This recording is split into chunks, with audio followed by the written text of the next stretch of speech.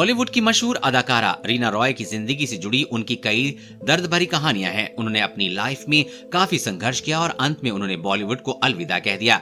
Media में बॉलीवुड के दिग्गज अभिनेता शत्रुघ्न सिन्हा और रीना रॉय की लव स्टोरी काफी सुर्खियों में रही थी। मीडिया रिपोर्ट्स की माने तो इन दोनों ने एक दूसरे को लगभग 7 सालों तक डेट किया था, लेकिन आखिर में दोनों का रिश्ता टूट गया। शत्रुघ्न सिन्हा से ब्रेकअप के बाद रीना की जिंदगी में उस दौर के मशहूर पाकिस्तानी क्रिकेटर मोहसिन खान आए। इन दोनों ने फिर 1983 में शादी कर ली। शादी के बाद रीना पाकिस्तान चली गई और हंसी खुशी अपना जीवन वहां मोहसिन के साथ गुजारने लगी।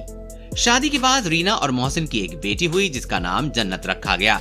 हालांकि बेटी के जन्म के कुछ साल बाद ही साल 1990 में दोनों की तलाक हो गई।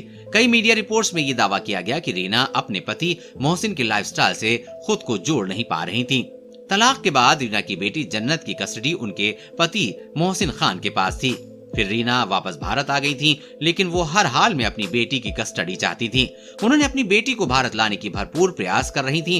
तभी इस बात की जानकारी शत्रुघ्न सिन्हा को मिली। रीना के दर्द को महसूस करते हुए शत्रुघ्न सिन्हा उनकी मदद करने के लिए आगे आए। मीडिया रिपोर्ट्स के मुताबिक शत्रुघ्न सिन्हा पाकिस्तान के पूर्व राष्ट्रपति जनरल जियाउल हक की बेटी के अच्छे दोस्त थे।